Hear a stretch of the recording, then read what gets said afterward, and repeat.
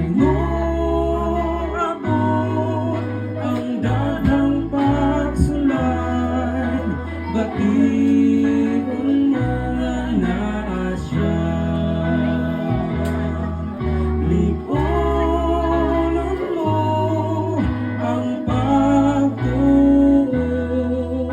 diha sa Ginoo. Kay mo abot ang daghang pagsulay, bation mo nga naa siya.